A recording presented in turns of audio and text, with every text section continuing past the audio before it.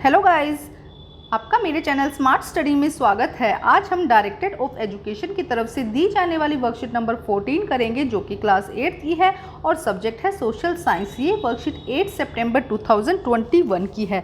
तो आइए शुरू करते हैं आज की वर्कशीट। Confirming the मार्जिनाइजेशंस। देखो क्या कहा गया है। Invoking fundamental rights, the constitution laid down the principal that make our society और पॉलिटी डोमिक्रेटिक। देखो क्या कहा है, हमारी जो हमारी कहेंगे हम कि जो पॉलिसी है, ये जो हमारी सोसाइटी है, यहाँ पे जो लॉज बनते हैं वो क्या है, डोमिक्रेटिव है। मतलब कि यहाँ पे जनता द्वारा जनता के लिए शासन है, मतलब जनता खुद अपना प्रतिनिधि चुनती है जो उस पर शासन करते हैं। तो ये हमारा कॉन्स्टिट्यूशन कहता है। They are defined in all thought the list of fundamental right, they are important part of the constitution. उसमें जितने भी पार्ट बताए गए हैं, जो भी हमारे अधिकार हैं, वो उसके अंदर बताए गए हैं कि हमारे फंडामेंटल राइट्स क्या हैं। These right are available to all Indian equality. अब देखो इंडियन, अगर कोई इंडियन है तो उसके लिए वो पार्ट क्या है, जो भी फंडामेंटल राइट्स हैं वो सारे इक्वल है। ऐसा नहीं है कि अगर कोई समुदाय क्या है, कम है किसी की पॉपुलेशन और किसी माइनॉरिटी है, कोई मेजोरिटी है, तो ऐसा उस पर डिपेंड नहीं करता। सभी जितने भी इंडियंस हैं उनके लिए जितने भी राइट्स है फंडामेंटल, वो सारे इक्वल हैं।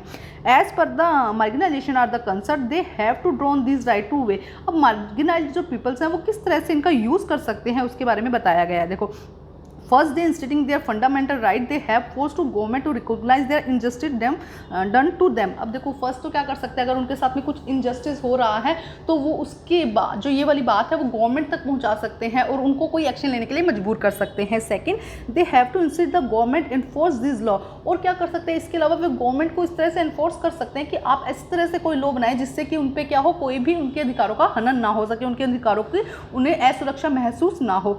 इन some instance the struggle of the marginalized have the influence the government from new laws. इसके लिए क्या करती है गवर्नमेंट ने, कई बार अलग अलग नए रूल्स भी बनाए हैं, नए लॉज भी बनाए हैं, to keep with the spirit of the fundamental right, जिससे कि उनकी फंडामेंटल राइट्स को बचाया जा सके।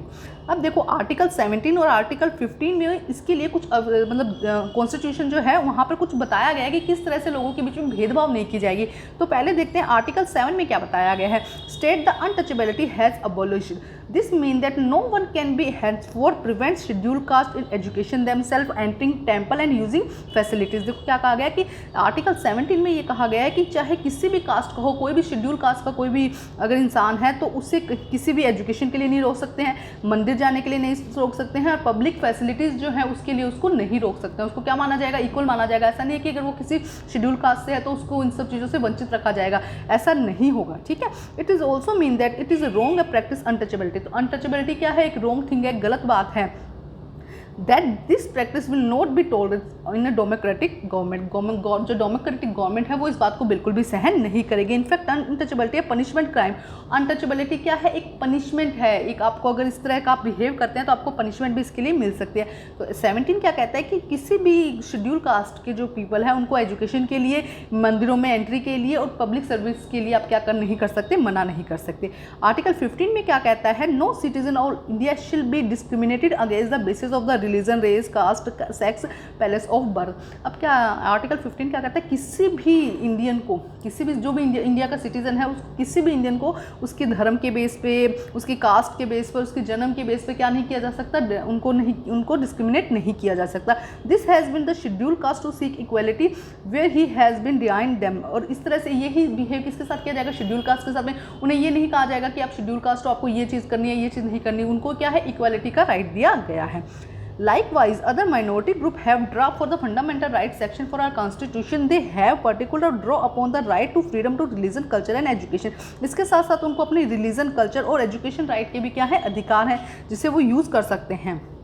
आगे देखो क्या कहा गया, in the case of cultural and education right, distinct culture and religion group like a Muslim and the Parsi have right to the guardian the content of the culture as well as the right to make decision and low how best the content be preserve. देखो क्या कहा जा रहा है कि जो हम यहाँ कहेंगे जो जिनकी पॉपुलेशन कम है, जो माइनॉरिटी है, उनके पास स्पेशल राइट्स है कि वो अपनी जो संस्कृति, अपना जो कल्चर है उसको बचा के रख सकें। क्योंकि देखो पॉपुलेशन कम है ना, तो कई बार जैसे डोमिनेट होने की वजह से क्या हो सकता है कि उनका कल्चर ख़त्म हो जाए। तो उसके लिए उन्हें कहा गया कि वो अपने कल्चर को संभाल कर रख सकते हैं और क्या कर सकते हैं, उनको अपना जो कॉन्टेंट है वो क्या कर सकते हैं, वो गार्ड बन के क्या कर सकते हैं, अपने जो कल्चर है उसको प्रोटेक्ट कर सकते हैं और प्रिजर्व कर रख सकते हैं।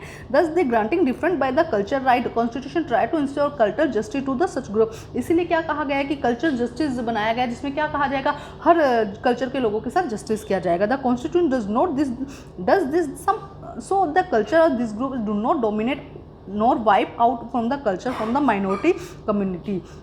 देखो क्या कहा जा रहा है, इससे क्या होगा, जो माइनॉरिटी कम्युनिटीज़ हैं वो क्या कर रही है, कहीं ऐसा ना हो जाए ना कि माइनॉरिटी कम्युनिटीज़ का जो कल्चर है वो उन पे हावी हो जाए और उनका कल्चर हट जाए वहाँ से, तो इस चीज़ की सुरक्षा करेगा हमारा कॉन्स्टिट्यूशन। अब देखो क्या कहा गया, प्रमोटिंग सोशल जस्टिस, किस तरह से प्रमोट किया जा सकता है उनके सोशल जस्टिस को as the part of their effort implementation of the constitution. Both state and central government, इसके लिए कौन काम कर रहा है, गवर्नमेंट, कौन से स्टेट एंड सेंट्रल गवर्नमेंट दोनों काम करें, create specific scheme for implementation that drives are areas और in the areas they have high schedule caste population, जहाँ पे क्या है हाई, जहाँ पे जो शेड्यूल कास्ट की पॉपुलेशन ज़्यादा है वहाँ पे लोगों ने सेंट्रल गवर्नमेंट और जो स्टेट गवर्नमेंट है वो क्या करते हैं, कुछ नए रूल्स बनाते हैं, कई नई नई योजनाएं बनाते हैं जिससे कि क्या हो, ज़्यादा से ज़्यादा उनको सुविधाएं मिल सके। For example the government provide the free subsidiary hostels for the student of schedule caste and the Adivasi community, they have the can avail the education facility and they may not be available their locality. और देखो इसका क्या, जैसे कि example के तौर पर बता रहे हैं कि कुछ ऐसी जगह है जहाँ पर क्या है स्कूल या एजुकेशन सिस्टम नहीं है, तो इसके लिए तो गवर्नमेंट क्या करती है, उनको खुद क्या करती है, अपनी तरफ से क्या करती है, हॉस्टल प्रोवाइड कराती है जिससे कि वहाँ पे एजुकेशन सिस्टम थोड़ा ठीक हो सके। सेकंड क्या कहता है, the government also operate the law of the concert step to taken the end equality in the system. Such laws policy as reservation policies through the which as seat the reserve for scheduled caste and the advisor of the education institution the government employment। देखो क्या कहा गया, इसके अलावा government क्या करती है, कुछ नए नियम बना देती है जिसकी वजह से क्या किया जा सके, जो ये माइनॉरिटी है इनको ऊंचा उठने का मौका मिल सके। अब इसके लिए क्या किया जाता है, देखो कई बार जैसे कि एग्जांपल है रिजर्वेशन पॉलिसी, कहीं आप जॉब के लिए अप्लाई करते हैं, सरकारी नौकरी के लिए अप्लाई करते हैं, एजुकेशन में कई बार क्या होता है, जो ये शेड्यूल कास्ट है इनकी अलग से सीट रिजर्व कर दी जाती है जिससे कि क्या होता है, इनको उभरने का या आगे बढ़ने का मौका मिल सकेगा। तो हालांकि बाकी लोगों के साथ देखो अनजस्टिस है, लेकिन इनको अगर मौका नहीं देंगे तो पहले इनकी कम्युनिटी कम है वो धीरे धीरे दब दब के और भी कम हो जाएगी। इसीलिए क्या किया गया, रिजर्वेशन का मेथड यूज़ किया गया कि शायद इनको पॉपुलेशन को हम और सुधार सके। तो अब दिए गए हैं कुछ क्वेश्चन जिसे हम फटाफट समझते हैं। How can the people marginalize section exercise their fundamental right to fight against the injustice of them, किस तरह से वो आवाज़ उठा सकते हैं। तो देखो अभी हमने समझा था कि 2 वे हैं, फर्स्ट क्वेश्चन का आंसर यहाँ से लेकर यहाँ तक हो जाएगा। फर्स्ट वे क्या था कि वो गवर्नमेंट को बताएं, उसके बाद सेकंड क्या है कि वो इस जो उनके लॉज हैं गवर्नमेंट को क्या करेंगे, फोर्स करेंगे कि कुछ इस तरह के लॉज बनाएं जो क्या करें उनके लिए हेल्पफुल हो। चाहे तो यहाँ तक कर लीजिए चाहे पूरा लिख दीजिएगा।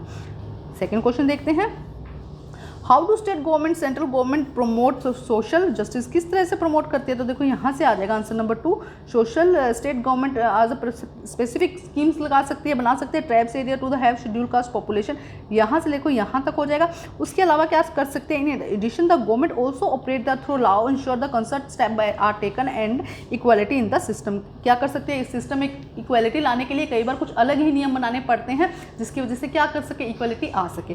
तो ये हो जाएंगे 2 स्टेप, आप इस सेकंड का आंसर लिखेंगे, एक बार समझ लो। देखो कहाँ से, यहाँ से लेके आपने यहाँ तक लिखना है, उसके बाद यहाँ से लेके आपने यहाँ तक लिखना है, ठीक है।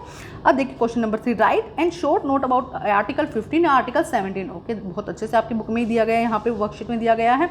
तो आर्टिकल 17 क्वेश्चन नंबर 3 का आंसर यहाँ से, 17 का देखो पहले 17 का यहाँ से लेके आप यहाँ तक लिख सकते हैं और 15 का आप यहाँ से लेके यहाँ तक लिख सकते हैं, ठीक है। दोनों ही है तो 15 में 15 का लिखिएगा, 17 में 17 का लिखिएगा। तो ये थी आज की वर्कशीट कंप्लीट करके अपने टीचर से चेक करवाइए और प्लीज़ मेरे चैनल को लाइक कीजिए, सब्सक्राइब कीजिए और शेयर कीजिए। Thank you guys.